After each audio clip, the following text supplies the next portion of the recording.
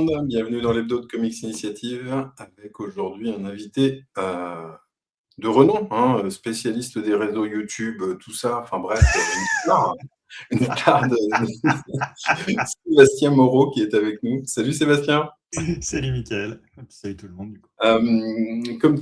Comme à chaque hebdo, j'aime bien entre guillemets balancer la patate chaude d'emblée aux invités. Et pour le coup, Sébastien, je te propose de le faire sans attendre. Alors qu'il faut bien le préciser, nous sommes le lendemain de Noël où nous sommes en train de faire ce live et qu'on peut voir que nous sommes très frais, tous les deux.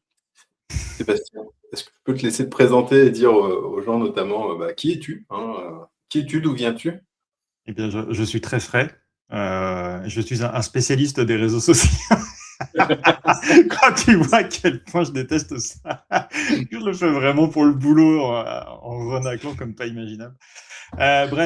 Donc Sébastien Moreau, je suis né en 1900. Bon, bref.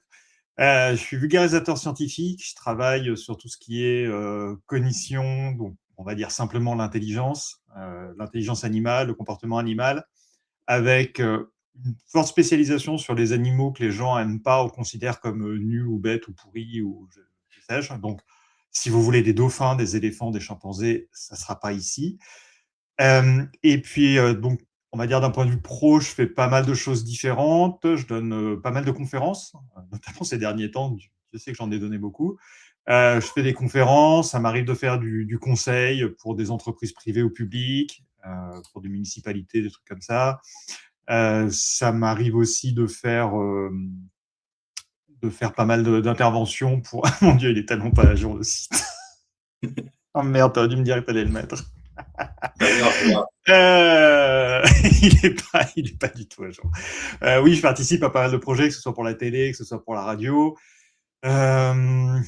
Mais je suis tellement pas prêt en fait. Je suis tellement dans ce tirage.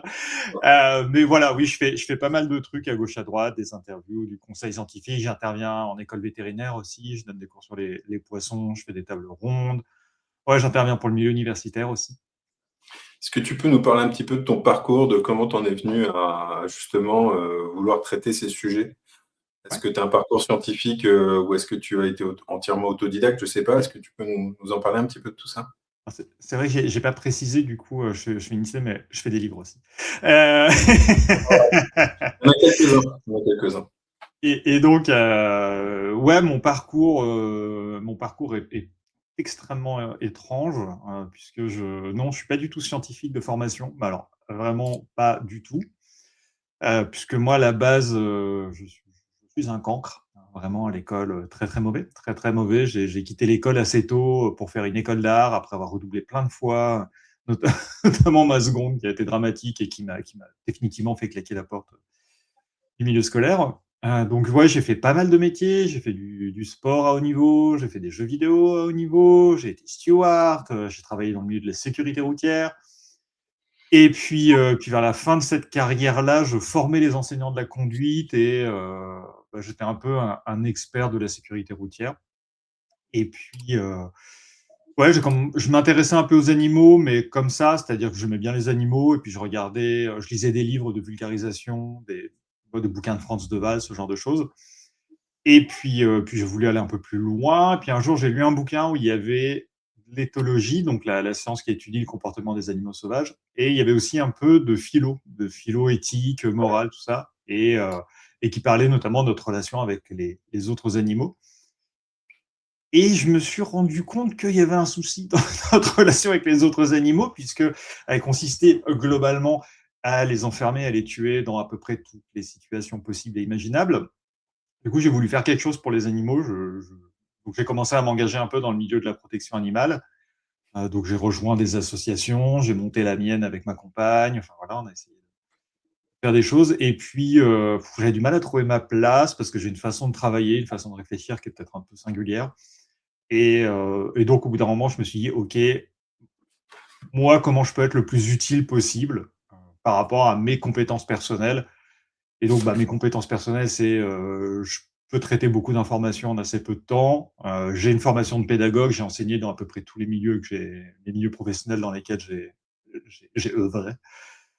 Et donc voilà, on a commencé à me demander dans le milieu de la protection animale une première conférence que je voulais pas faire parce que je me sentais tellement pas du tout légitime. Après avoir écrit, j'avais écrit 2-3 articles déjà, un peu d'éthologie pour différentes associations. Et puis on m'a demandé cette conférence, puis cette conférence, elle a pas mal marché, mais je m'étais pas mal inspiré d'ouvrages déjà vulgarisés, c'est-à-dire que soit des bouquins de Franz de Waal, soit des bouquins d'autres auteurs, Jean-Yves Christen, soit, pourtant, je sais pas comment on dit, soit des trucs sur Science et Vie, Science et Avenir, des choses comme ça. Et peu de temps après, on m'a demandé de préparer quelque chose sur les poissons. Et là, ça a été un problème parce qu'il n'existait rien sur les poissons. Donc, j'ai dû commencer à apprendre à aller chercher des études, lire des études et constater à quel point, en fait, le contenu déjà vulgarisé, désolé pour tous mes confrères, mais est d'une piètre qualité dans l'ensemble et à quel point on ne pouvait pas vraiment s'y fier parce que c'est souvent plus compliqué, plus nuancé. Et en fait, ça m'a permis d'avoir une meilleure compréhension des animaux, une meilleure compréhension de comment nous, en tant qu'espèce, on crée du savoir. Et donc, j'ai beaucoup poussé là-dedans et c'est un peu ce qui est devenu ma spécialité. C'est-à-dire que, on va dire, si on fait un spectre et qu'on a vraiment le milieu universitaire qui est ici, donc très poussé avec des études très difficiles d'accès pour le grand public, pas aussi difficile que ça en vrai, mais un peu difficile d'accès. Et de l'autre côté, vraiment la vulgarisation qu'on a très souvent, c'est-à-dire qui est vraiment orientée peut-être enfant ou anecdote. Et on va dire la plupart des trucs de vulgarisation classiques vont se situer du centre vers cette direction-là. Et en fait, moi, je suis un peu plus du côté universitaire, c'est-à-dire que mon travail est autant orienté vers le grand public, mais en réalité, comme j'essaie. En fait, j'avais un énorme syndrome de l'imposteur qui, maintenant que j'ai reçu plusieurs prix du milieu universitaire, je me sens un petit peu moins imposteur. Je me Ça sens rassure. Ça rassure un peu, ouais. Je me sentais très, ouais, très, très, dans des situations, ouais, pas très légitime de faire ce que je faisais, donc j'essayais de jamais déroger de ce qu'il y avait, enfin, j'essaie toujours d'ailleurs, hein, de pas déroger de ce qu'il y a dans les papiers, d'essayer de coller au maximum possible, même si moi j'aurais aimé des fois en dire plus, c'est-à-dire, oh, les animaux ils sont encore plus incroyables que ça. Bah oui, mais à un moment, si les travaux ils donnent ça, la réalité c'est ça, et donc on va se limiter à ce qu'il y a dedans.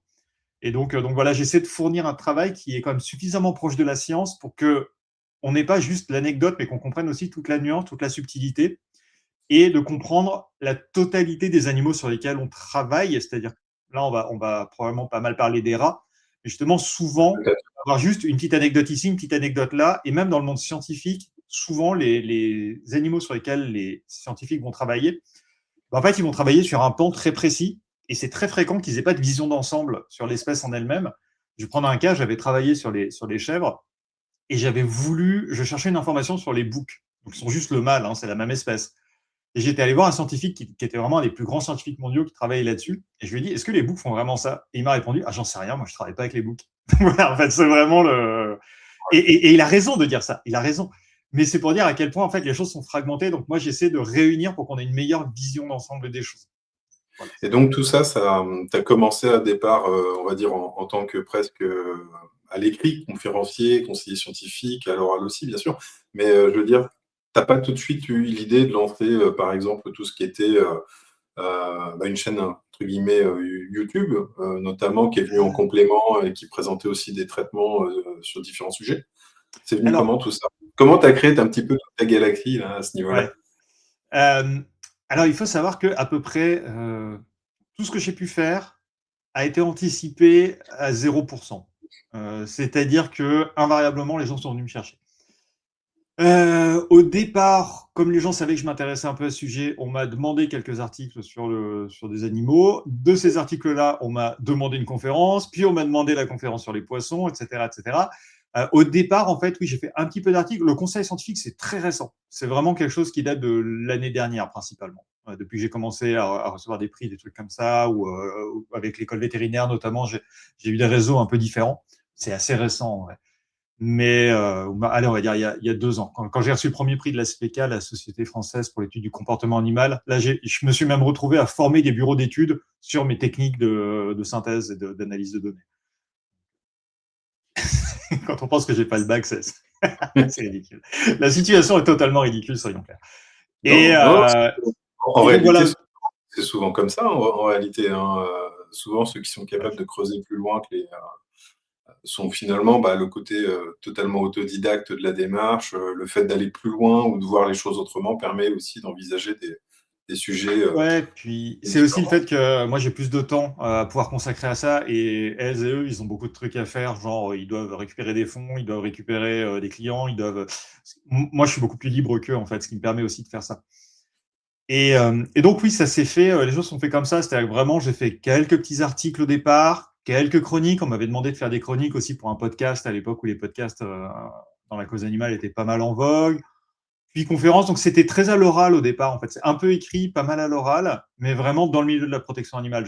C'est vraiment le milieu où j'ai gravité énormément au début. Et puis en fait, suite à une des conférences que j'avais données sur les poissons en Belgique, en Suisse, il y a Fanny Vaucher, une illustratrice, qui est venue me proposer de faire un blog qui a eu pas mal de succès, qui est devenu un premier livre, etc. etc. En fait, tout s'est toujours produit de manière complètement random comme ça. Par exemple, tu vois, quand je me suis retrouvé à devoir à former un bureau d'études il n'y a pas très longtemps, comment ça s'est passé? Bah, simplement parce qu'on m'a remis le prix. Quand on m'a remis le prix de la SPK, donc je ne savais pas du tout quoi raconter, donc je leur ai montré ma façon de travailler. Et vu que bah, je l'ai monté tout seul au fur et à mesure des années, j'ai développé une technique qui maintenant me permet vraiment, on en parlera tout à l'heure, mais scélérat, littéralement, il y a une quantité de données qui est gigantesque. Bah, en fait, il n'y a pas beaucoup de monde qui a l'occasion de développer des stratégies vraiment très complexes pour faire ce genre de choses. Et moi, je l'ai eu. Donc, en fait, quand ils ont vu ma façon de bosser, je m'y attendais pas du tout, mais tout le monde est venu me voir à la fin en disant Attends, what? Qu'est-ce que tu viens de montrer? Ok, il faut trop que tu nous expliques ça. Moi, je m'y attendais pas du tout. En vrai, moi, je montrais ça, genre, ok, c'est ma petite façon de faire dans mon coin. C'est vrai que moi, je suis quelqu'un assez structuré, donc j'avance comme ça. Mais donc ouais, ça n'a jamais été prévu en fait. C'est tout le temps des gens qui sont venus me voir en disant ça te dirait pas de faire ci, ça te dirait pas de faire ça. Et moi j'ai un peu alors un petit peu moins maintenant où je suis souvent sollicité encore que, mais ça dépend des périodes. Mais c'est vrai qu'au départ j'étais vraiment en mode j'accepte tout dans 100% des cas. Donc ça m'a permis vraiment d'ouvrir plein de portes. Pour donner une idée, encore un truc complètement random, vraiment l'anecdote, je devais partir faire une conférence à Saint-Ploubès à côté de Bordeaux, Toulouse, Bordeaux, Par non, là-bas. Bordeaux, pas Bordeaux, je crois. Attends. Ah non, je peux pas laisser ça comme ça. Je suis désolé pour les gens de Saint-Ploubès. C'est où Saint-Ploubès? Vous êtes à côté de quelle grande ville? Bordeaux, c'est ça. À côté de Bordeaux. Et donc en fait, Excuse pour les gens de Saint-Loubès. Hein. et donc en fait, je devais y aller le samedi. Et donc, il n'y a pas de. Moi, j'habite vers Lyon. Il n'y a pas de ligne de train ou de trucs comme ça. Donc, il fallait que j'aille en voiture. Donc, c'était vraiment un gros trajet. Il fallait traverser la France. Et c'était un tout petit événement. C'est la première fois qu'il organisait. Je savais qu'il n'y aurait pas beaucoup de monde. Et le jour juste avant, je devais partir le vendredi. La conférence était le samedi en début d'après-midi. L'un de mes chats éternue du sang. Donc là, gros coup de panique. J'annule mon départ. Je pars pas le vendredi après-midi. J'emmène le chat en urgence chez le vétérinaire qui, comme à son habitude, n'avait absolument rien. Il a juste éternué un peu fort. Et donc, je me suis dit, OK, qu'est-ce que je fais? J'y vais ou j'y vais pas? Il y aura pas grand monde. Ça va m'obliger à partir le samedi matin, genre à 4 heures du mat, un truc comme ça, pour faire la route, pour être à l'heure, faire ma conf et repartir. Enfin, je me suis dit, oh là là, je m'engage dans un truc en me disant, je vais probablement avoir 10 personnes dans la salle, quoi. Et je me dis, je me suis engagé, je vais le faire. Il n'y a pas de. Voilà. Quand je m'engage, je fais les choses. Donc, allez, je me lève à l'aube, je prends la voiture, je pars là-bas et tout. Je fais ma conférence devant effectivement une quinzaine de personnes. Sauf que dans cette quinzaine de personnes, il y a quelqu'un qui organise les TEDx de l'école des arts et métiers de Bordeaux. Et je me retrouve quelques mois plus tard, à faire un TEDx suite à cette conférence. Donc voilà, c'est tout le temps comme ça en fait. C'est tout le temps complètement random, en permanence, c'est complètement aléatoire. Tiens, d'ailleurs, si je dis pas de bêtises, je crois que c'était cette affiche qui va apparaître dans quelques secondes, ou pas? Oui, exactement. Tout à fait. Et c'était très Voilà. chouette. Et je remercie beaucoup les organisatrices qui avaient mis ça en place. C'était très cool. Hop, comme quoi. Les joies d'Internet nous permettent toujours de retrouver un petit fichier. Non, tout à l'heure, tu parlais d'art, comme quoi tu avais au départ voulu faire un cursus dans l'art. C'était plutôt spécialisé dans quelque chose de particulier Ouais. parce que pour le coup, même si aujourd'hui on a des ouvrages, on va dire, de vulgarisation BD, c'est pas forcément la BD, c'est pas quelque chose dans lequel t'es pas un grand lecteur aujourd'hui. T'en lisais peut-être plus jeune, non? Ouais. Plus jeune, j'étais un gros lecteur de comics. Je lisais les Marvel avant que ça devienne chiant. Mais ouais, non, En fait, moi, à la base, mon cursus d'art, je suis vraiment plus un infographiste. Dans l'âme, dans le cœur. Il suffit d'aller sur la chaîne YouTube pour se rendre compte que la chaîne YouTube, c'est aussi. En fait, j'essaie toujours d'allier un peu le plaisir avec le pro. Donc, la chaîne YouTube, si vous allez dessus, il y a beaucoup d'effets spéciaux, de 3D, de trucs comme ça, parce qu'en fait, moi, j'adore la 3D. Donc, je fais beaucoup de 3D, de choses dans le genre. Donc, moi, la base, ce que je voulais faire, c'était je voulais travailler dans le milieu du jeu vidéo et faire de la 3D, faire de la modélisation, notamment dans le milieu du jeu vidéo. Sauf que l'époque dans laquelle on parle, on était en 1997, 96, 97, ça n'existait quasiment pas. Des écoles qui faisaient de la 3D, ça n'existait quasiment pas. Pour donner une idée, pour les gens qui connaissent, pour les gens très roots, j'ai commencé sur 3D Studio 2, qui était sous DOS, même pas sous Windows. Donc voilà, c'était vraiment très ancien. Et sous Persistence Vision, où tu faisais la 3D en ligne de commande. Donc voilà. Et puis, ouais, donc moi je voulais faire ça. Et comme il n'y avait pas d'école vraiment qui faisait ça à l'époque, j'ai fait une école d'art traditionnelle, j'ai fait un brevet de technicien en pub en fait. C'est vraiment le truc relou au possible. Et puis même ça, je suis pas allé au bout. Et puis après, voilà. Voilà. C'était pas quelque chose qui te passionnait plus que ça, on va dire. Bah non, en fait, j'étais pas très très bon. Alors, je sais dessiner, mais je suis pas incroyablement bon en dessin. Dieu merci, j'ai des gens comme Jocelyn pour se charger de, de ce genre de travaux, qui est bien plus compétent que moi. C'est vrai que ouais, moi, je suis beaucoup plus assisté par ordi, ce genre de choses. Et Beaucoup donc, plus pour le coup, habitué. tu parlais tout à l'heure des poissons. Les poissons, donc l'idée au départ, ça vient d'une conférence que Fanny Vaucher, donc pour le coup dessinatrice, a découvert, hein, on va dire, et qui derrière a eu la volonté et l'idée de faire un blog qui depuis est devenu, et hop, si j'arrive à retrouver enfin la couverture, je la cherche, hop, voilà, en tout cas devenir ensuite un album, donc aux éditions La Plage. Et Comment ben là, ça s'est passé tout ça? oh bah tout extrêmement planifié comme d'habitude, hein. Oui. Donc il y a eu effectivement cette conférence qui avait beaucoup marché parce qu'à l'époque, comme je le disais, il y avait rien qui existait sur les poissons. Et dans le milieu de la protection animale, on va dire qu'il y a eu un alignement de planètes parce qu'il y a commencé à avoir des organisations qui se sont emparées de la question des poissons. D'ailleurs, la première vidéo sur ma chaîne YouTube, c'était ça aussi. La chaîne YouTube, c'est le seul truc que j'avais prévu de longue date que je voulais faire. La chaîne YouTube, c'était vraiment planifié, je voulais la faire depuis longtemps. C'était un des premiers projets. D'ailleurs, quand j'ai arrêté mon ancien travail pour faire ça, la chaîne YouTube a été le premier projet. C'était le projet initial. Et donc, la première vidéo est une vidéo sur les poissons qui est dans le cadre un peu de la même campagne que ces associations-là qui, justement, militaient pour la protection des poissons. Et donc, en gros, ce qui s'est passé, c'est que ouais, Fanny a vu cette conférence qui a beaucoup tourné. Je l'ai faite, je ne sais plus, une vingtaine ou une trentaine de fois en un an. Vraiment beaucoup tourné. Et, en fait, elle est venue me voir, elle m'a dit, écoute, voilà, moi je suis dessinatrice, je la connaissais un petit peu parce que c'était une militante. Est-ce que on fait un truc, est-ce que ça t'irait? Je t'envoie des questions par mail, tu me fais des réponses bêtes mais justes. Moi, évidemment, tu me demandes de faire des trucs bêtes, je saute dedans à pieds joints. Donc j'y suis allé, je lui ai fait ça. Et au départ, c'était un blog. Et en vrai, c'était assez chill. C'est-à-dire que moi, j'ai jamais considéré que ça prendrait de l'ampleur ou quoi que ce soit. C'est-à-dire qu'en fait, elle me resoumettait même pas les trucs à regarder. C'est-à-dire qu'elle faisait, des fois, elle remodifiait profondément mes textes. Et elle faisait le blog comme ça, quoi. Donc en fait, j'avais pas vraiment de contrôle dessus. Moi, je faisais que répondre à des questions qu'elle posait. Et ce blog, Les Paupières des Poissons, en fait, a vraiment bien décollé, il a très bien marché, et les éditions La Place nous ont contactés en nous disant, OK, on vous propose maintenant d'arrêter de faire des inédits, parce qu'on faisait des inédits régulièrement, enfin, on le met un jour, quoi. Et vous nous gardez certains inédits pour le livre, et on en fait un livre.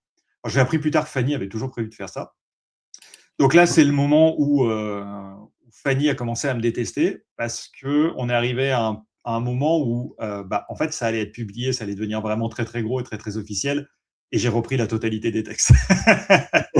Donc, voilà, ça a serré un peu des dents. C'est, non, ça, en fait, c'est pas assez précis, on va mettre ça. Ça, c'est pas assez précis, on va mettre ça. Et en fait, il faut savoir que la particularité de Fanny, c'est que Fanny, elle travaille vraiment sur papier. C'est-à-dire que ce que vous voyez là, c'est des scans de trucs vraiment, c'est de l'aquarelle, c'est de la vraie aquarelle. Et tout le texte est écrit à la main. Ce qui fait qu'il fallait qu'elle enlève son texte écrit à la main pour le remplacer. Donc, je vous laisse imaginer qu'elle m'en a voulu très fort. Ah Et là là. puis, mais bon, on est en très bon terme, hein, c'est très bien passé.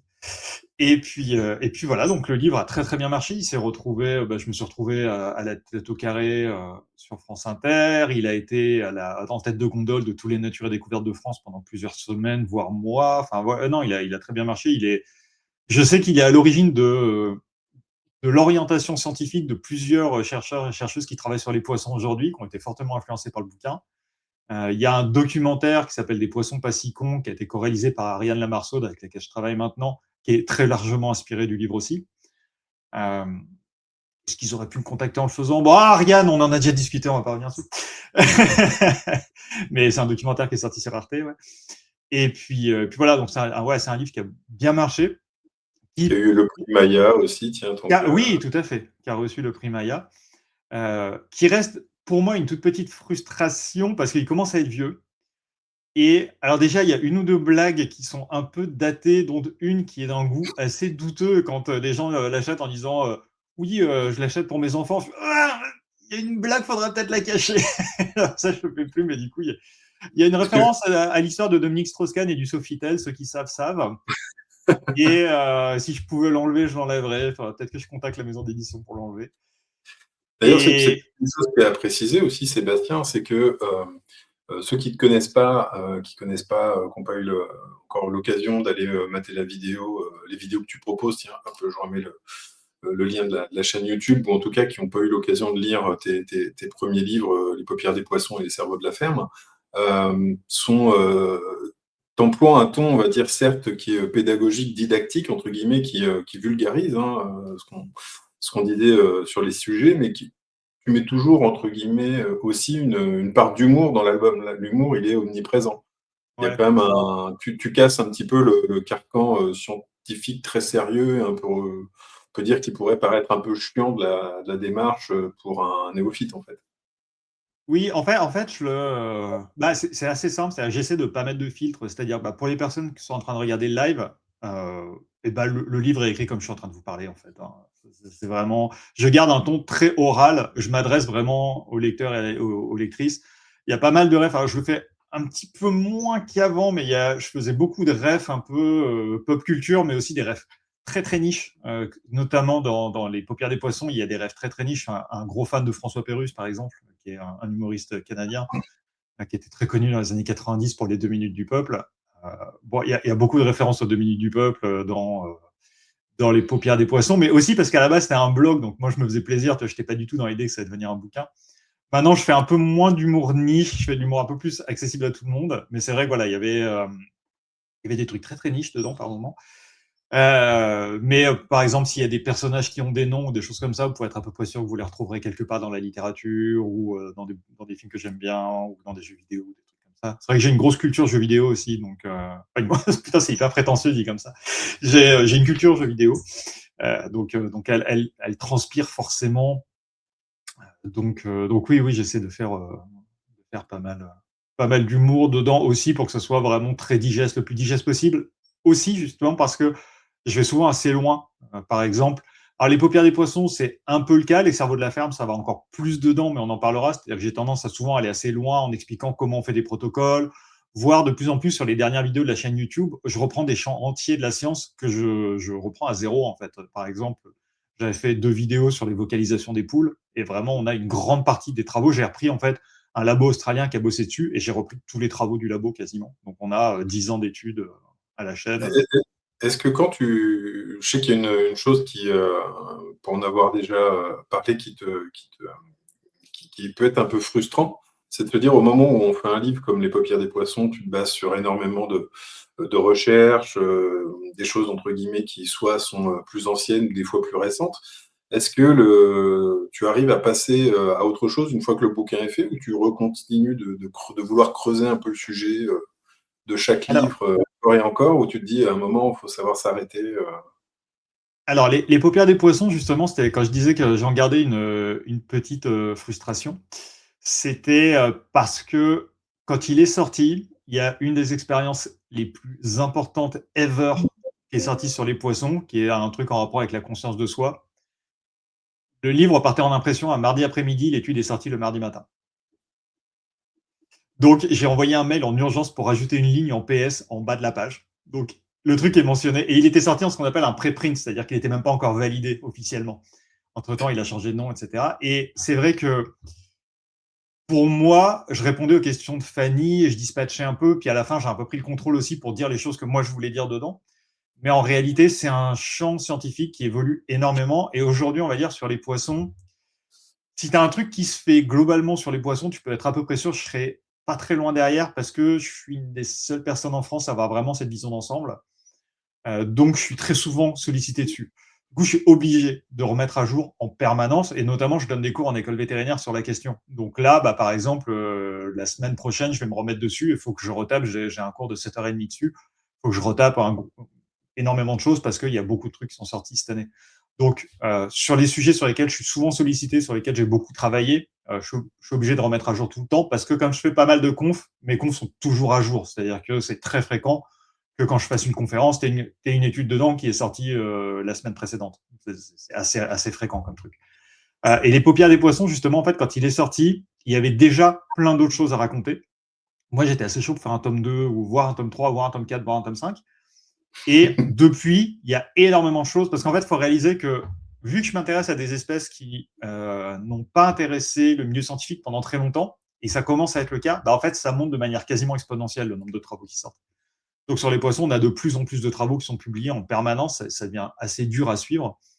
Et en vrai, je pourrais refaire un bouquin entier, Les paupières des poissons, avec que des trucs complètement fous, qui n'auraient pas une seule étude en commun avec les paupières des poissons. Sans aucun problème. Donc c'est vrai que quand je le présente, je me dis, il est tellement pas à jour, il est sorti en 2018. Donc il y a plein de trucs super cool, hein. Il y a certains des trucs les plus cool qui sont dedans. Mais c'est vrai que dans mes projets à moyen long terme, j'aimerais faire une mise à jour des travaux sur les poissons. Est-ce que ça passe par une nouvelle édition, en tout cas une réédition complétée, comme on dit souvent une édition augmentée? C'est ça qui est inquiétant. J'avoue que j'y ai pas pensé comme ça. En fait, ce qui s'est passé, c'est que moi, je voulais enchaîner peut-être sur en faire un 2 et Fanny voulait passer à autre chose. Donc, on n'a pas enchaîné là-dessus. Et puis, bah, maintenant, elle revient un peu dessus. C'est moi qui ai plus le temps. Peut-être bien, ouais, à un moment. Je sais déjà quel est le programme du prochain bouquin, donc ça sera pas le prochain. Mais pourquoi pas revenir dessus après.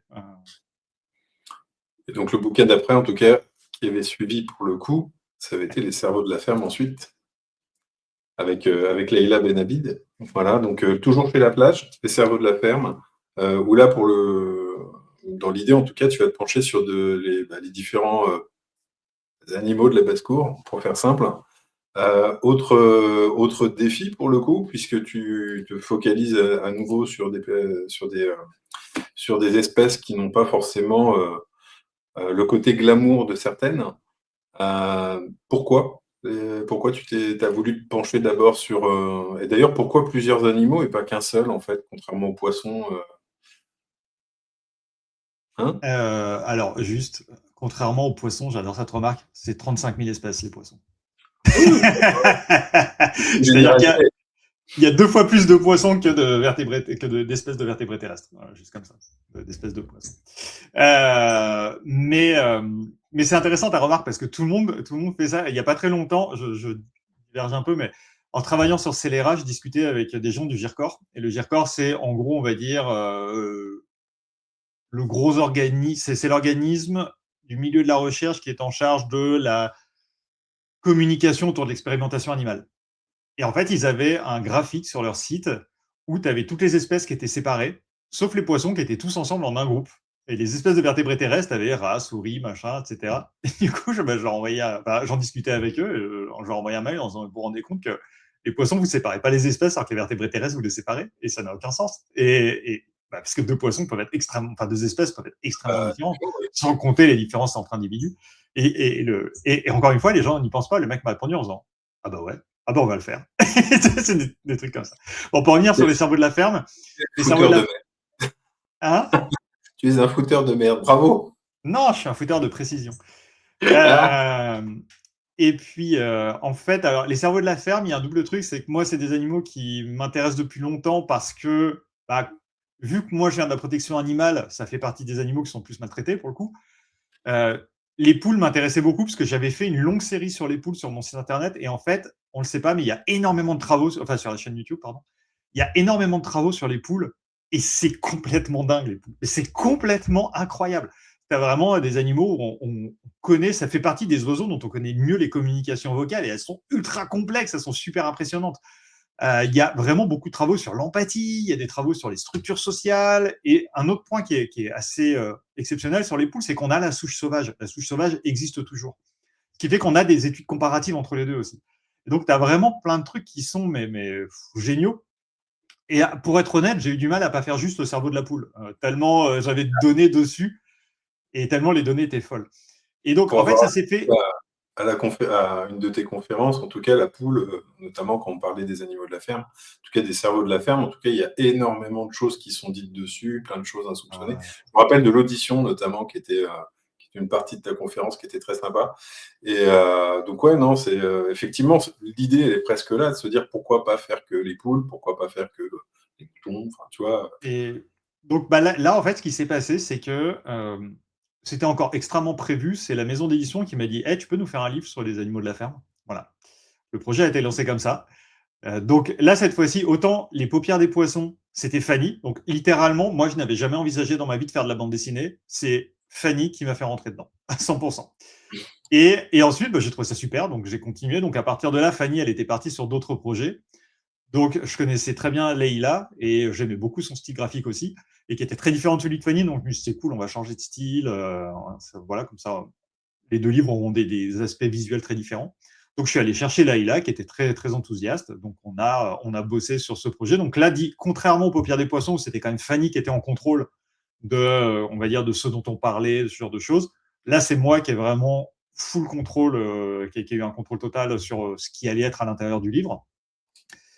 Et ouais, le projet et donc le livre va être d'une certaine manière plus structuré, moins, je sais pas trop comment le tourner. Il est plus dense que les paupières des poissons, qui est peut-être un peu plus chill parce qu'il y a moins de choses et que Fanny, elle avait plus l'œil de l'aspect très artistique du livre, etc. Là où moi, là, je voulais vraiment faire une grosse compile scientifique. Et d'ailleurs, il faut savoir que les deux livres sont aujourd'hui utilisés au CNRS et à l'INRA en formation. Lui, il a été primé aussi. Il a été primé par l'Open Book Prize. Et je sais que, par exemple, au CNRS à Strasbourg, là, dans leur équipe, c'est des livres que les doctorants récupèrent en permanence. Enfin, voilà, c'est un livre qui tourne beaucoup en milieu universitaire, celui-là. Mais il est totalement, à la base, il a été fait pour le grand public. Mais par exemple, dedans, les paupières des poissons, il y a quelque chose comme 60, j'ai plus le nombre exact, c'est 71 études, je crois. Les cerveaux de la ferme, c'est 455. Donc, on est vraiment dans un bouquin qui est. D'ailleurs, si tu veux repartager la page du site, si tu peux le faire, la biblio est sur le site parce qu'on ne pouvait pas la mettre dans le livre parce que c'était trop. Autant les paupières des poissons, la bibliographie scientifique est à la fin du livre. Autant les cerveaux de la ferme, c'est simple. La biblio complète des paupières des poissons, c'est un chapitre des cerveaux de la ferme. Et Scélérat, c'est bien pire que ça encore. Et les cerveaux de la ferme, j'ai réussi. Et pour vous donner une idée. Tu partages comme ça, pardon, je voulais dire en partage d'écran. Mais, je peux le faire. Il arrive. ça donnera une idée aux gens de la tronche du truc. Ouf. Si tu vas dans les cerveaux de la ferme, la BD en haut. Là, tu descends, tu as bibliographie un peu plus bas. Vas-y, descends. Voilà, bibliographie, le lien qui est en dessous. Voilà. Et maintenant, descends. Voilà, chapitre par chapitre, la biblio. Vous pouvez regarder la barre de défilement à droite. Tout ça, c'est les études scientifiques qui sont dedans. Voilà. Donc, d'ici 3 heures, on aura fini de défiler. Voilà, exactement. Donc, c'est vraiment, ça a été vraiment un travail beaucoup plus gros que celui des paupières des poissons, qui était un travail assez cool, assez light, assez peinard. Là, on est vraiment sur un travail universitaire, on va dire, de recherche, pas de synthèse. Donc, je continuerai jusqu'au bout à faire défiler cette page. Tu peux. Et donc voilà, ça a été. Et j'ai découvert qu'on pouvait saturer Word, puisqu'à l'époque, je travaillais avec Word, et Word, à un moment, m'a obligé à couper un fichier en deux parce que je ne pouvais plus le sauvegarder parce qu'il était trop gros. C'était mon fichier de notes, en l'occurrence. Oui, donc voilà, c'est les cerveaux de la ferme, ça s'est fait comme ça. Là, pour le coup, c'est un livre qui reste totalement à jour, même aujourd'hui. Il est sorti. Moi, je l'ai fini en 2019. Là, vu qu'elle fait des dessins qui sont très chiadés, qui prennent beaucoup de temps, ça lui a pris pas mal de temps pour le faire. Donc, il est sorti en 2021. Et du coup, ouais, c'est un livre dont je suis assez Alors, je suis très content des paupières des poissons, hein. C'est vrai que les cerveaux de la ferme, comme j'avais un contrôle de A à Z dessus, j'ai pu mettre tout ce que je voulais mettre dedans. Et donc, j'aime vraiment beaucoup. Très... Je m'envoie des fleurs, mais j'aime beaucoup ce livre. J'en suis très content. J'aime énormément les paupières des poissons aussi. On va dire, tu as pris plus. C'est T'as plus fait mon plus. bébé, en fait. Ouais, tu en as Ouais. rajouté beaucoup plus. Il y a eu moins de. Il y a eu moins de on va dire, tu as moins lâché prise qu'à l'origine Ouais, sur les c'est... paupières. Les T'as pu paupières des passer. poissons, ouais, les paupières des poissons, ouais, c'est moins mon bébé que les cerveaux de la ferme, clairement. Et donc, on va en arriver à Scélérat. Alors, Scélérat, est-ce qu'on peut dire qu'au départ, on n'était pas parti forcément sur ce sujet-là quand on avait commencé à échanger avec toi et Jocelyn? À l'origine, c'était plutôt les abeilles, qui est un sujet qui est là aussi encore très intéressant. Et pour le coup, je sais qu'il y avait une énorme frustration, c'est pour ça que j'en parlais tout à l'heure, hein, c'est que tu disais, mais dès l'instant où on aura fini le bouquin, il y aura 5000 études derrière qui vont compléter ou contredire des choses qu'on aura fait. Et Le fait de choisir les rats est vraiment pas une bonne idée par rapport à ça, d'ailleurs. bah, oui et non. Ouais, pendant Mais l'écriture du livre, j'ai 4 études capitales qui sont sorties, dont une qui a failli finir en chapitre complet. et donc derrière, tu nous as dit, mais en fait, j'ai une autre idée. Il y a un animal que j'adore et que les gens détestent, les rats.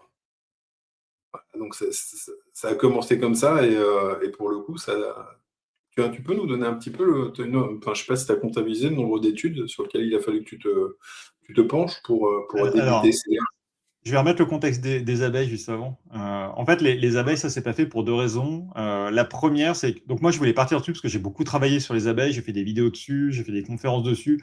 Et les abeilles, c'est totalement incroyable. Vraiment, c'est des fonctions cognitives, des capacités à résoudre des opérations mathématiques, des trucs comme ça, à l'échelle de l'individu, qui sont hallucinantes. Hallucinantes. C'est-à-dire qu'aujourd'hui, vraiment, on est en train le milieu scientifique est en train d'accepter petit à petit que les abeilles sont probablement conscientes. Voilà, voilà. C'est très très impressionnant ce qui sort sur les abeilles. Personne n'est prêt. C'est-à-dire qu'à chaque fois que je parle des abeilles, tout le monde me dit ah oui non mais les abeilles on connaît. Non non non, vous connaissez pas. Vous imaginez même pas le quart du dixième de ce qu'on a sur les abeilles. Et en plus on a beaucoup de travaux qui sont français, qui sont vraiment géniaux là-dessus. Et encore une fois, tu vois, quand on disait il y a des trucs qui vont sortir tout le temps, qui vont être capitaux, on a encore une étude qui va vraiment dans le sens que les abeilles ont un niveau de conscience extrêmement développé, qui est sortie la semaine dernière. Donc ça n'arrête pas. Et en fait, ce qui s'est passé, c'est que il y a eu 2 alignements de planètes. C'est qu'à la base, bon, bah, je travaillais donc avec Fanny et avec Leïla. Et en fait, les deux étaient super motivés pour bosser dessus. Et j'avais pas envie de me fâcher avec qui que ce soit, parce que j'apprécie beaucoup Leïla et Fanny. Et donc, je me suis dit, ah putain, si je tranche sur une des deux, ça va faire un bisbis sur l'autre et tout, c'est trop compliqué. Donc, ça, déjà, ça me mettait dans une posture qui était complexe.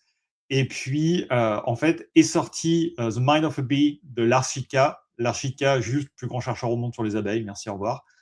Et derrière, tu as Martin Lioro, qui est également un très grand chercheur français sur les questions, qui a aussi sorti un livre. Je n'ai plus son nom. J'ai plus le nom, mais il a aussi sorti un livre qui sont, bah voilà, tu as affaire à 2 énormes noms. Je vais pas du tout rentrer en concurrence avec eux alors qu'ils viennent de sortir ça. Donc, j'ai lâché l'affaire. Je me suis dit, je reviendrai dessus plus tard quand on aura plus de choses, que les connaissances, notamment sur la question de la sentience, des émotions, sont plus assises. Je reviendrai plus tard dessus. Et donc là, alors paradoxalement, tu vois, quand tu dis un animal que j'adore, bah en fait, non. C'est-à-dire que les rats, littéralement, je m'étais jamais posé la question dessus, je n'ai jamais eu de rat domestique, j'avais pas d'affect particulier avec les rats en vrai. Vraiment pas d'affect. Mais, tu vois, ma logique, c'est quels sont les animaux les plus détestés pour travailler dessus, sur lesquels on aurait de la donnée. Et les rats, littéralement, c'est un des plus grands modèles scientifiques de recherche. Et donc, je me suis dit, bah, go, en fait. C'est rat ou pigeon. Et donc, bah, j'annonce direct, je pense que mon prochain bouquin sera sur les pigeons.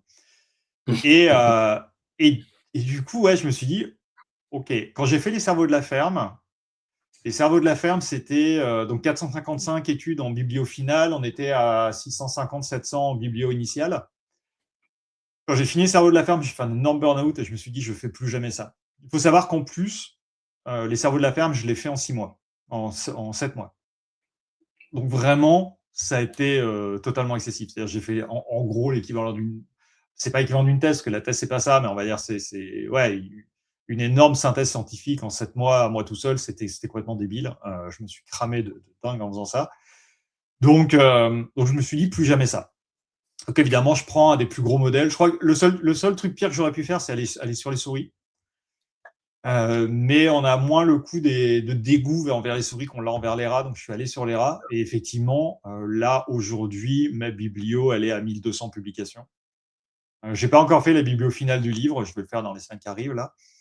Mais je pense qu'on sera probablement de l'ordre entre aux alentours des 800 au final. Donc Comprenez qu'il c'est... y aura beaucoup de bonus à la fin hein, pour intégrer tout ça. Tu en auras beaucoup de pages à intégrer à la fin, juste pour la... Non, bah, je vais le mettre sur mon site internet encore. On pourra pas. Il faudra sortir un livre juste juste avec la biblio si on fait ça. Parce que je pense qu'on aura le double, probablement le double des cerveaux de la ferme. Mais j'ai eu plus de temps pour travailler dessus, parce que là, ça fait quasi 1 an et demi que je suis dessus. Mais ouais. Et puis, j'ai changé de façon de travailler. J'ai une organisation qui est différente. Donc, je bosse mieux, je bosse plus vite, je bosse plus carré, c'est plus structuré la façon dont je travaille. Là, je pense que j'ai vraiment une version assez finale de la façon dont je travaille. Et ouais, donc on va être sur un bouquin qui va être beaucoup plus gros que mes 2 ouvrages précédents, puisque Jocelyn a dû me freiner en permanence. Pour vous donner une idée, sur notre drive où il y a tous les trucs, il y a des chapitres qui n'ont pas de numéro parce qu'ils sont écrits, mais ils n'existeront pas dans le livre. Parce qu'il n'y a pas assez de place pour mettre tout ce que j'ai envie de mettre. Une différence, ouais, c'est que là, pour le coup, tu travailles donc avec Jocelyn Billard, qu'on a reçu la fois précédente dans l'émission.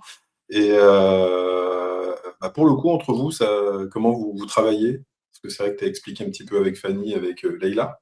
Avec Jocelyn, il y a une différence dans ta manière, toi, de confier tout ton texte, toutes tes analyses? Ouais, j'envoie beaucoup de mèmes à Jocelyn, et notamment à Isopine Harold, et ça occupe la plupart de mes journées.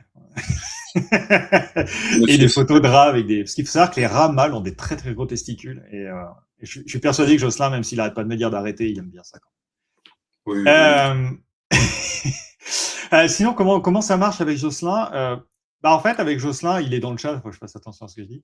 Mais on a une relation de travail qui est assez proche de celle que j'avais avec Leïla, même si j'étais moins organisé à l'époque de Leïla. Mais en fait, un truc que j'ai rencontré les 2 fois, c'est que comme on va travailler sur du contenu scientifique assez poussé, et forcément, quand on est illustrateur ou illustratrice, c'est inquiétant, le risque de devoir faire des bêtises, le risque de mal dessiner des protocoles, le risque... Donc, en fait, j'ai souvent, avec Laïla, autant qu'avec Jocelyn, il y a un peu de peur en face de se tromper, donc de m'envoyer 40 fois les trucs à vérifier. Je sais que Jocelyn, à l'heure qu'il est, n'a dessiné aucun des protocoles sur aucune des planches. C'est-à-dire que toutes les planches, c'est des cases vides. Donc, toutes les planches avec les protocoles. Mais ça marche bien. On fait beaucoup d'allers-retours, donc on communique énormément avec Jocelyn. Il y a quasiment pas un jour où on n'échange pas, en fait. Donc voilà. Puis après, c'est trouver les rythmes de travail, parce qu'on travaille pas forcément sur les mêmes rythmes. C'est-à-dire que moi, je travaille beaucoup le matin, mais je fais jamais de pause. C'est-à-dire que je travaille le week-end, je travaille en semaine, je travaille tout le temps. Mais j'ai un rythme de travail qui fait que l'après-midi, je bosse un peu moins, parce que l'après-midi, je suis moins productif. Là où Jocelyn, il y a eu des moments où il m'écrivait pas mal le soir. Il m'écrivait, ouais, lui, il va écrire pas mal le soir, ou il va écrire des moments où moi, je suis moins dispo. Moi, genre l'après-midi, je vais souvent à la salle de sport, donc je me retrouve sur mon téléphone à répondre à Jocelyn alors que je suis en train de bencher, tu vois. Et alors, c'est une blague vis-à-vis de la série Jack Reacher. Je suis en train de bencher, en l'occurrence. Jack Reacher saison 3, tu benches à combien? Non, je benche pas, le mec il a des bras comme ça, je vais pas à la salle. Et donc, c'est même pas des bras, bench c'est les pecs, mais bon, Des jambes. Le mec il est énorme, non c'est les pecs bench. Mais donc voilà, non, le système marche bien, et puis il y a des moments après, il faut qu'on arrive à... Tu vois, moi Jocelyn, là ces derniers jours, je l'ai harcelé, parce que moi, pour la période de Noël, je m'en fous, je travaille. Et lui, il était en famille, donc je commençais à lui envoyer plein de messages. Je voyais qu'il me répondait pas. Je fais, attends, je vais arrêter de le saouler. À contrario, c'était moi, il y a eu des moments où je bossais énormément, j'avais beaucoup de conf, et Jocelyn, il arrêtait pas de m'envoyer des pages. Et ça, c'est bon, et ça c'est ok. Non, mais là, en fait, arrête. J'ai pas le temps. Et c'est vrai qu'il y a eu un moment, j'arrivais plus à écrire pendant que lui avançait sur les planches. Il fallait que je contrôle tellement de planches que moi, j'arrivais plus à avancer sur le texte. Donc c'est pareil, on s'est mis d'accord. Ok, arrête de m'en envoyer pour l'instant. Je finis le livre, reprends après. Donc voilà, en fait, on communique beaucoup, donc franchement, on s'organise bien, ça fonctionne bien. Et je pense que ouais, Jocelyn aime beaucoup Rise the Pine Harold. J'aime beaucoup. Hein, il est partout d'ailleurs sur le net. On le retrouve un peu partout. Attends, je vais essayer de le Et il n'est retrouver. pas dans le livre en plus, il n'est pas dans le livre alors qu'il est. Bon, d'ailleurs, Alors faudrait ça le aurait été le fil rouge. dessiner en guise de photo de biographie. Grave. Il y a Scélérat, beaucoup de trolls aussi. Je suis un gros con, donc je troll beaucoup Jocelyn, je m'excuse. et on parlait tout à l'heure du nombre d'études. Ça va donner lieu à pas mal de chapitres, en l'occurrence dans Scélérat. De mémoire, on en a une vingtaine ou on s'est limité? C'est ça. C'est ça, non? C'est fini, Donc, c'est une vingtaine. est-ce que tu peux nous évoquer quelques sujets notamment qui seront traités? Ouais. Alors, dans les sujets, on va dire, il va y avoir des sujets relativement light. Tu vois, on va expliquer, par exemple, si vous êtes un rat, comment vous construisez un terrier, parce qu'en fait, c'est des choses qui ont été pas mal étudiées. C'est beaucoup plus compliqué que ça en a l'air. On va pas mal parler des organisations sociales, de comment les rats développent des quartiers riches et des quartiers pauvres, parce qu'il y a ce genre de choses. Il y a pas mal de trucs qui sont intéressants aussi du fait que les rats sont des modèles utilisés pour l'humain. Donc, en réalité, il y a beaucoup de travaux dont on va parler dedans qui sont totalement transposables à l'humain, c'est-à-dire qu'on va parler des émotions. Et en fait, il faut savoir que les travaux sur les rats et sur l'humain autour des émotions, c'est un aller-retour permanent. C'est-à-dire que des protocoles qui ont été développés chez l'humain ont été reproduits chez le rat, ensuite ils ont été transposés chez d'autres espèces, puis certains résultats ont été ramenés chez l'humain. Enfin, il y a plein de trucs. Et donc là, on va reprendre toute la science de l'étude des émotions chez les rats, depuis les premières études jusqu'aux études les plus récentes. Donc là, on va vraiment faire un truc complet. Donc il va y avoir des choses assez techniques, on va dire les deux gros chapitres assez imposants, ça va être sur la mémoire épisodique, c'est-à-dire en gros la Madeleine de Proust, c'est-à-dire comment est-ce que les rats sont capables de se reprojeter dans leurs souvenirs, de revivre des situations précises, de se dire ah oui, il y a un moment j'avais fait ci, j'avais fait ça, et on va montrer que c'est le cas en fait. Et aujourd'hui les rats il sert beaucoup pour les études sur la maladie d'Alzheimer qui est littéralement un problème de mémoire épisodique. On va pas mal travailler sur la métacognition aussi, enfin pas mal parler de ça. La métacognition, c'est le fait d'être capable de s'interroger sur ses propres processus mentaux. Par exemple, un cas classique de métacognition, c'est demain j'ai un examen. Je dis ok, pendant l'examen il va y avoir, je sais pas, des sciences nat, il va y avoir ci, il va y avoir ça. Ah oui, mais tel sujet-là je le connais pas. Ok, il faut que je révise. Je suis capable d'évaluer ce que je sais et ce que je ne sais pas. Voilà, tout ça on va en parler. On va voir comment est-ce qu'on fait ça sur des animaux. Et puis, il va y avoir des trucs sur des rats qui pilotent des voitures, des rats qui jouent à cache-cache, parce qu'on a montré justement, en fait, les rats sont des animaux qui sont très joueurs. On a montré l'équivalent du rire chez les rats. C'est un des rares animaux chez lesquels on a vraiment trouvé un équivalent évolutif les plus proches du rire humain, avec son évolution dans les âges, où il devient un peu plus mature à l'âge adulte, etc. On a vraiment la même chose chez les rats. Et notamment, il y a des travaux, on a montré que les rats pouvaient jouer à cache-cache, et les scientifiques se sont même aperçus que les rats, en fait, connaissaient déjà les règles du jeu de cache-cache et qu'il suffisait juste de leur faire comprendre ce qu'on attendait d'eux. Donc, on va parler de ce genre de travaux. Attends, je vais sortir le truc parce que je me souviens plus de tous les chapitres. euh... oui, bah, vous êtes gentil, ça fait 1 an et demi que je suis dessus. Alors, on va pas mal parler, oui, un peu des sens aussi, c'est-à-dire de la vision des rats, l'olfaction des rats ne sont pas du tout pareils. On va parler de la façon dont ils utilisent leur vibrisses aussi, leur grande moustache, parce que c'est très très particulier. C'est très différent, par exemple, des moustaches des rats, des moustaches des chats, pardon, qui sont beaucoup plus précis que les moustaches des chats. On va parler des regrets, on va parler des rats domestiques aussi un petit peu. On va parler des apprentissages de règles, comment ces animaux apprennent différentes règles. On va parler d'utilisation des outils, où ils utilisent des petits râteaux, où ils pilotent des voitures. Je sais que tu voulais montrer des trucs vis-à-vis de ça. On va parler aussi de la communication, c'est-à-dire comment les rats échangent de l'information. Ça, c'est extrêmement intéressant parce que les rats communiquent dans les ultrasons. Donc, on a commencé à découvrir tout un tas de choses qu'on ne connaissait pas parce qu'en fait, on ne l'entend pas. C'est hors de notre champ d'audition. Et d'une manière générale, je pense, une chose qui ressort beaucoup, on va pas mal parler aussi de la coopération. Et en fait, ça, c'est un des points qui, à mon sens, est un des noyaux durs, un des cœurs de ce livre, c'est de comprendre à quel point les rats sont des animaux sociaux par excellence, autant si ce n'est plus que l'être humain. C'est-à-dire qu'en fait, ce sont vraiment des sociétés qui fonctionnent au partage, à la coopération, à l'aide, à l'assistance. On va beaucoup parler de comment les rats s'entraident, comment les rats, quand ils voient qu'un autre rat va pas bien, comment ils viennent en assistance, et que c'est pas une assistance qui est faite au hasard, c'est une assistance qui est dirigée, où ils comprennent ce que l'autre est en train de vivre manifestement, et appliquent des mesures d'assistance adaptées à la situation. Ça, c'est assez fou. Et on a montré ça sur la chaîne YouTube, les 2 dernières vidéos YouTube. Pour les gens qui suivent ma chaîne, d'ailleurs, je vous rassure, je vais bientôt recommencer. J'ai arrêté la chaîne il y a quasiment 1 an à cause de Scélérat, parce que je ne pouvais pas tout faire. Mais maintenant que je suis en train de Pardon. terminer, maintenant que je suis en train avec le livre et terminé à l'écriture, je vais avoir un peu plus de temps, donc je vais me remettre sur la chaîne. Mais oui, j'avais pas mal travaillé sur la réciprocité, c'est-à-dire on se rend compte qu'en fait, les rats s'échangent des services et que c'est très précis, c'est-à-dire que je vais t'échanger des services, mais je t'en donnerai plus si toi, tu m'as aidé auparavant. Et puis, si tu as fait plus d'efforts pour me le rendre, je te ferai aussi plus d'efforts. Et puis, tu as différents services, tu peux échanger de la nourriture pour du toilettage. Les deux n'ont pas la même valeur. La nourriture vaut plus que du toilettage. Donc, il y a des espèces de monnayage de ressources. Enfin, c'est complètement incroyable. Donc, voilà, il y aura beaucoup, beaucoup de choses dans ce genre-là. Et quelle a été la chose qui t'a le plus surpris, toi, en te penchant sur le sujet? Euh... Alors, bon, tout ce qui était. Le truc, c'est qu'il y a des choses que je connaissais déjà d'avant. Genre, les travaux sur les mémoires épisodiques, c'est probablement les travaux les plus impressionnants. Et aussi, malheureusement, les plus invasifs, pour le coup. Mais c'est les plus impressionnants. Mais la chose pour laquelle je m'y attendais pas, je crois, c'est vraiment le texte sur les vibrisses, sur les moustaches des rats. C'est nul parce que moi j'adore la cognition en fait. J'aime bien comprendre ce qui se passe dans la tête des animaux. Donc tout ce qui est la physiologie, les perceptions sensorielles, j'en parle toujours parce que c'est important pour comprendre le monde dans lequel vivent ces animaux-là. Mais ça m'intéresse moins en général.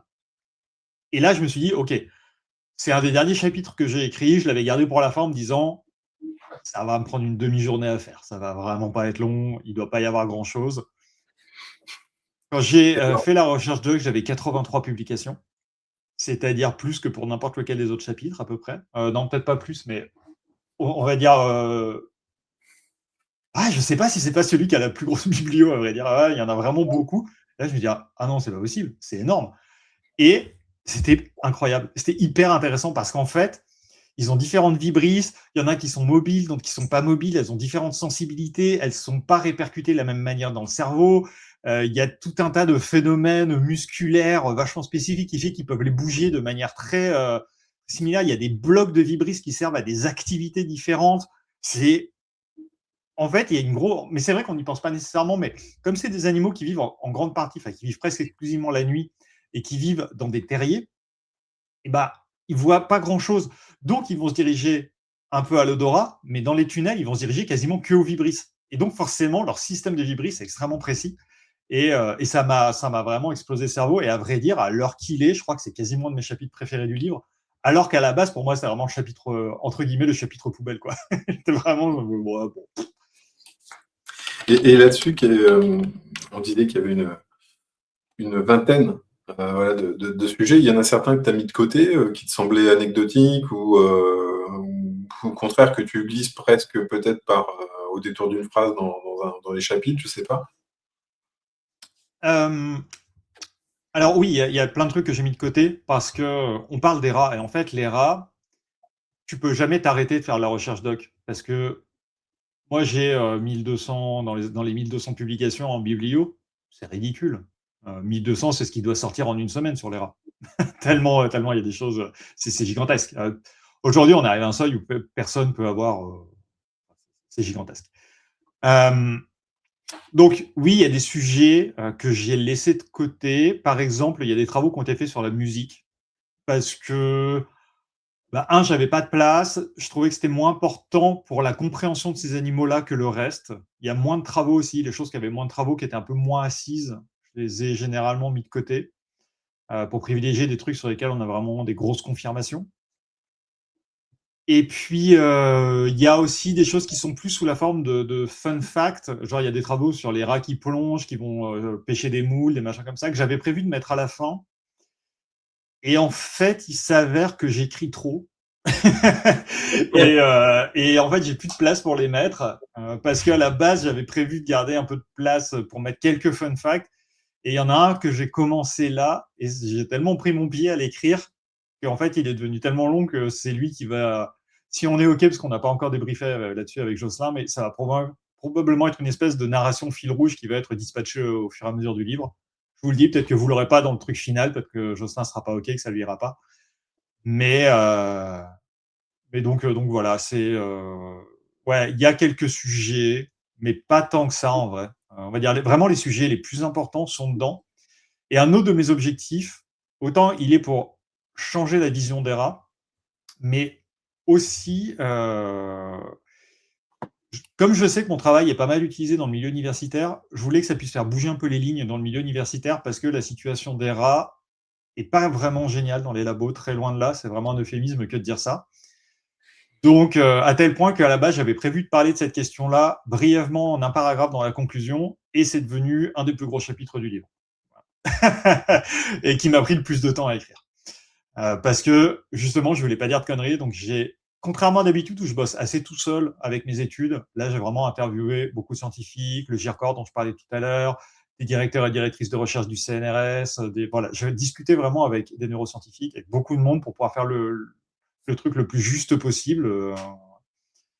Et donc, ouais, il y a par exemple les rats d'égout, il y a quelques travaux sur les questions de la gestion des populations, tout ça. Moi, mon intérêt, c'était de travailler sur qui sont les rats en tant que tels, qu'est-ce qui se passe dans leur tête, qui ils sont en tant qu'animaux, les reconnaître en tant qu'animaux et plus en tant que symbole assez négatif, assez sombre.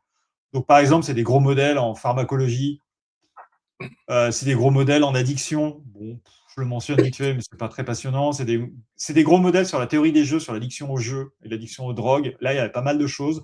J'ai mentionné ce qui me semblait le plus important, mais en même temps, voilà. Et c'est vrai, quand il y a des travaux qui sont trop problématiques éthiquement à mon goût, en général, j'évite de les mettre, ou alors je le mentionne si vraiment on ne peut pas les éviter. C'est le cas dans le livre, il y en a 2-3 qui y sont. Et donc voilà, dans l'ensemble, on va dire, les trucs les plus importants pour comprendre vraiment qui sont les rats, c'est dedans. On a vraiment un très gros truc. Je pense qu'il y a... Ça va peut-être être un peu prétentieux ce que je vais te dire, mais je pense qu'il n'y a pas beaucoup de scientifiques qui travaillent sur les rats qui aujourd'hui ont une vision d'ensemble aussi grande que celle qu'on aura dans Scélérat. Et tiens, et pour le coup, Jocelyn qui nous disait hop, je réfléchis en petit commentaire, hop, c'est bien parce qu'il du coup il me devance en me disant tiens, hop, je vais y arriver, ça devrait arriver, je crois. Oh, attends, bouge pas. Hop, voilà. Voilà, je peux montrer un petit peu les pages qui étaient présentes notamment sur la campagne. On va virer le commentaire de Jocelyn. Hop, puisque lui, ce qui l'a étonné, c'est évidemment la comparaison sociale qui se fait hein, donc, au sein des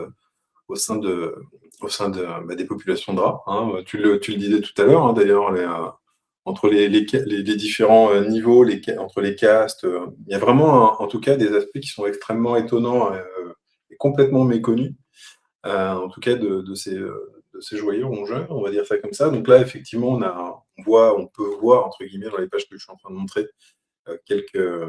la manière dont tous les deux avaient disséqué et tenté de mettre entre guillemets en lumière le fruit de ces recherches. Ce qui va être intéressant en tout cas, c'est que hop, ce n'est qu'un extrait et encore, il y a des petites choses qui vont bouger comme d'habitude. Hein. C'est un work in progress permanent jusqu'à l'arrivée du bouquin.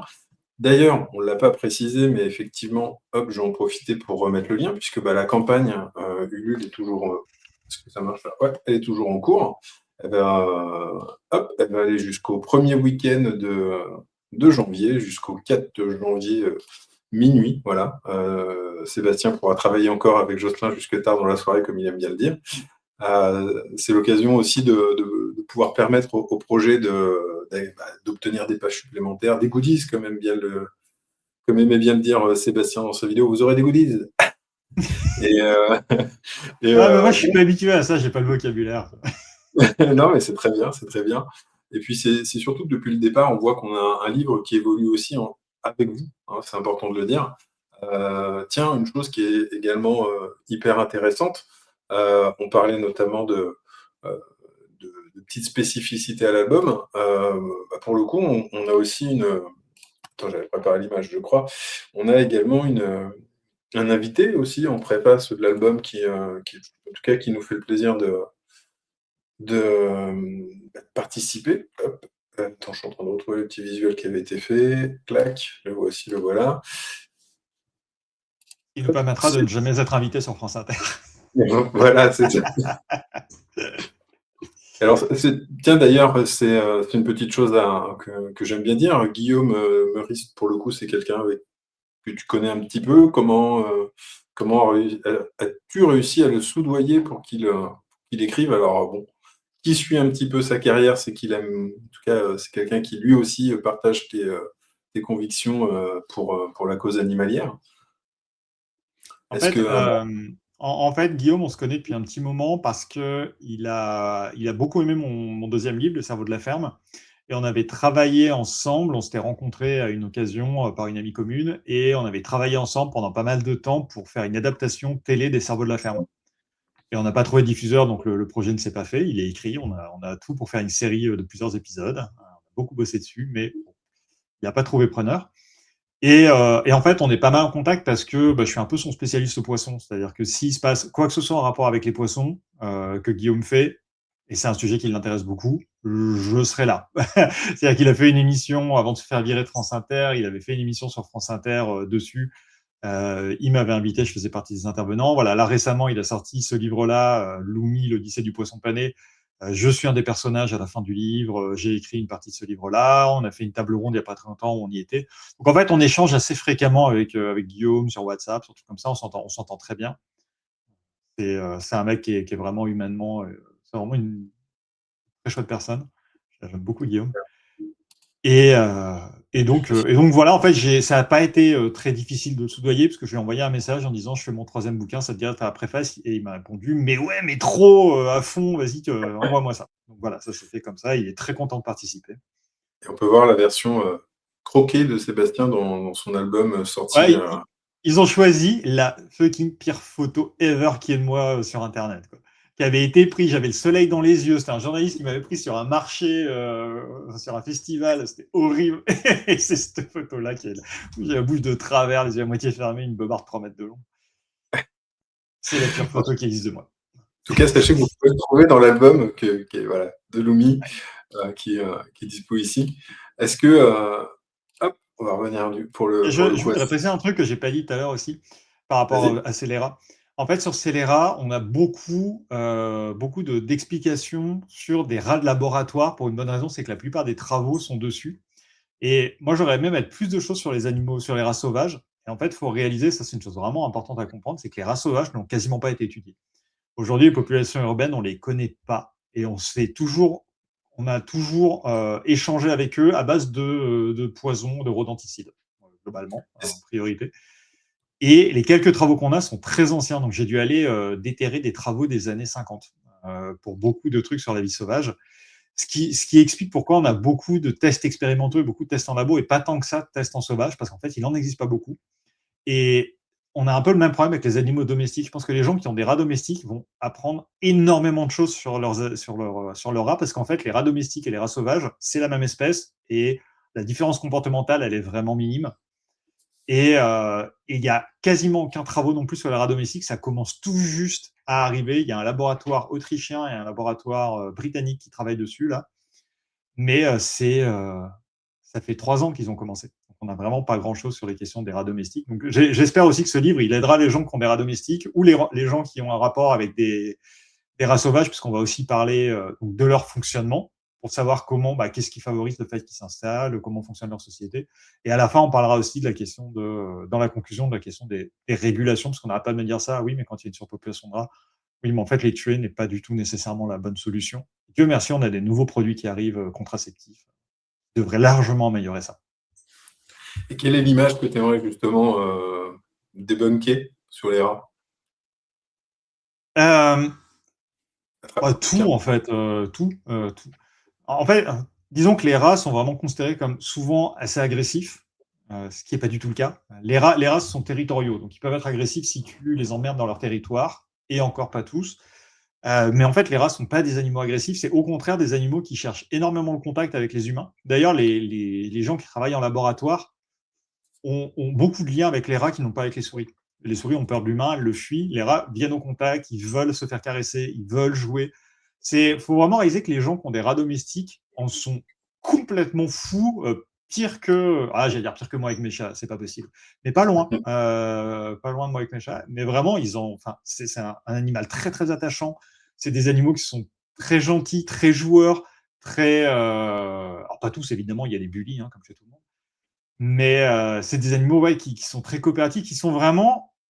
Ils vivent pour leur groupe social, ils vivent pour la société. Et par exemple, un rat seul, c'est une catastrophe. Et même à deux, c'est pas suffisant. C'est-à-dire que les rats, ils doivent vivre à 4 ou 5, sinon ils sont vraiment profondément malheureux. Donc c'est ce que j'aimerais. J'aimerais que les gens voient en fait à quel point c'est des animaux extrêmement intelligents déjà, mais surtout extrêmement actifs, extrêmement sociaux, extrêmement. En fait, ils ont un univers mental qui est très impressionnant et ils sont. Je sais pas comment dire ça, mais tu vois, ils sont présents au monde. Et tu sais, quand tu regardes dans le regard de certains animaux, certaines personnes, où il y a des moments où tu dis, tiens, cet individu-là, il a l'air d'être vraiment, vraiment là, de me regarder, de me percer dans ma tête d'une certaine manière. Quoi. Et beaucoup de rats ont vraiment ce truc-là. Ils essaient vraiment de comprendre ce que font les humains, pourquoi ils sont là. Et c'est normal, en fait, parce qu'ils évoluent tellement proches de nous que forcément, ils sont très, très adaptés aussi à nous, d'une certaine manière. Et puis mieux les connaître, c'est aussi, on va dire, aider les gens qui peuvent avoir «peur», hein, entre guillemets, des rats. Il y a beaucoup de phobies comme ça qui traînent, sur Pour dire, différents animaux. la mère de ma compagne en a tellement peur que exceptionnellement, j'ai donné une conférence pas très loin de chez moi, genre vraiment à 10 minutes de chez moi, ce qui n'arrive jamais. Elle n'a pas voulu venir. Une conférence sur les rats, quoi. Et même le livre, je suis pas sûr qu'elle va le lire. Donc, Pourquoi? Elle a peur de se confronter à une image, simplement? je sais pas, elle a un blocage qui est vraiment bizarre. Et vraiment, je pense que le livre pourra beaucoup changer la vision justement qu'on a des rats pour les gens qui en ont peur. Parce qu'en fait, la plupart des raisons pour lesquelles on a peur des rats ne sont pas vraiment des bonnes raisons. Enfin, sont des raisons en fait qui sont des raisons irrationnelles. Ouais. Mais on va dire sur les maladies, sur les dysfonctions. Alors, évidemment, oui, il y a des problèmes, mais bien moindres que ce qu'on pense. Bien, bien moindres. Et pour le coup, tiens, avant en tout cas, avant de conclure cet hebdo, est-ce qu'il y a, une «actualité» entre guillemets de conférences? Je sais que tu en as souvent qui sont, déjà planifiées. Tu veux peut-être en annoncer quelques-unes au cas où Ah certaines, oui, bah, personnes dans le fil souhaiteraient venir te voir. En tout cas, sachez que, Sébastien, en tout cas, a des conférences extrêmement dynamiques et plaisantes. Même quand on n'est pas, vraiment spécialiste, c'est important de le dire. bah, c'est fait pour, hein, c'est fait pour le grand. Ah oui, non. Alors, pour vous dire, c'est des conférences où il y a à peu près que des vidéos. Parce que j'aime pas du tout faire des trucs avec du texte ou des machins comme ça. Il n'y a pas de texte dans mes conférences, c'est juste de la vidéo. Et pour le coup, bah, celle sur les rats, alors, elle n'est pas planifiée dans les médias, mais celle sur les rats, c'est même carrément une conférence dont vous êtes le héros. Les gens peuvent voter, bah, tu y as assisté pour le coup, C'est vrai. où les gens peuvent voter au fur et à mesure, et du coup, selon ce que les gens votent, ce ne sera pas les mêmes résultats. Alors, pour les conférences, bah, en fait, là, on arrive vraiment à un moment de creux. Où je n'ai pas beaucoup de conférences en ce moment, alors que j'en ai fait, j'en ai fait genre, je sais plus, 15 ou 16 en 2 mois, là, ou en 3 mois, il n'y a pas très longtemps, à la fin de l'été. Je suis au Raincy, dans la région parisienne, le 13 janvier, où ce sera une conférence sur l'intelligence animale en général. Donc, il y aura des rats, il y aura des poules, il y aura des poissons, parce qu'encore une fois, si c'est des chimpanzés, c'est pas la peine de m'appeler. J'ai rien contre les chimpanzés, ça m'intéresse pas. Donc voilà, ce sera à l'ULRR de Raincy, qui est l'université libre. Je sais plus. Attends, Raincy. En Ah, tout mais il cas, fallait c'est me le dire que tu allais me demander ça, moi j'étais pas prêt. La région du Raincy, ce sera à l'Agora, 1 allée Nicolas Carnot à Le Raincy, le 13 à 14h30. Voilà. Sinon, alors j'ai des trucs qu'on est en train de me demander. Je vais peut-être avoir une conférence sur l'intelligence animale à Bruxelles en fin février, mais je viens de recevoir le mail, donc faut qu'on discute de plein de trucs, de défraiement, de machin. Mais j'ai une proposition pour ça. Bon, l'école veto, vous pouvez pas y être parce que c'est privé, mais j'ai un cours à l'école veto fin janvier. on va s'inscrire tous très rapidement. Où faut vous inscrire très rapidement. Je serai probablement sur Twitch, sur une chaîne Twitch de Foulido le 6 février pour parler jeux vidéo et animaux. Je serai à la chorale de l'oncle de ma compagne le 28. Mais en fait, on s'en fout, c'est une chorale. À ne pas Je ne rater. chanterai pas, je serai assis dans le public. Ça n'a aucun intérêt. Je suis en train de lire mon planning, ok? Je suis facile à déconcentrer. Et en fait, c'est à peu près tout. Après, j'ai une conférence à Gagny en avril, le 11 avril. Mon planning est très vide en ce moment. Mais bon, ça se remplit au fur et à mesure. Je donne une conférence sur les rats à la sortie du livre le 5 juin. Attends, non, ça c'est juillet. Le 5 juillet à Strasbourg, avec l'association Ethosphère, où en plus ils inaugureront leur sanctuaire pour, en gros, leur maison de retraite pour animaux de laboratoire, et il y aura des vrais rats. Ah. Et je crois que la Vegan Place aussi à Tours t'avait invité. Voilà. Ça, je sais. Ouais, mais on est en négociation parce que j'ai un autre truc le même jour. Ah là là. En tout cas, écoute, Sébastien, moi je te remercie pour cette heure accordée. Tiens, d'ailleurs, j'ai trouvé une belle image pour toi. Ça fera plaisir. Et puis, bon, en tout cas, sachez que voilà, vous pouvez retrouver Scélérat en ce moment sur Ulule, donc jusqu'au 4 janvier inclus, que l'album, on va l'enlever parce que j'avoue, il me déconcentre, ce monsieur, à chaque fois que je le vois. Je l'adore, c'est mon même préféré. Je l'adore. En plus, il y en a plein, quoi. Il n'y en a pas qu'un seul. Ce mec est une AI, c'est pas possible. Et, mais si. Mon Il kiff, ce serait s'appelle de l'interview. Andras. Il est hongrois. Andras Arato. Bientôt dans l'hebdo, Andrast Arad. Oui. Et donc, ouais, ce que j'allais dire, en tout cas, on travaille d'arrache-pied pour que l'album arrive donc avant que vous partiez en vacances, donc pour le mois de juin. Donc, n'hésitez pas à aller découvrir les premières images sur le Ulule. Et puis, prochainement, l'album dès qu'il sera disponible. Voilà. Écoutez, hop, merci à tout le monde. Merci à ceux qui étaient dans le fil des commentaires. Tiens, merci Lexical Folk, Marc Merci à Polu. Hélène. Ouais, merci. Bref. En tout cas, merci à tous et en tout cas, on vous dit à très bientôt. Ciao, ciao.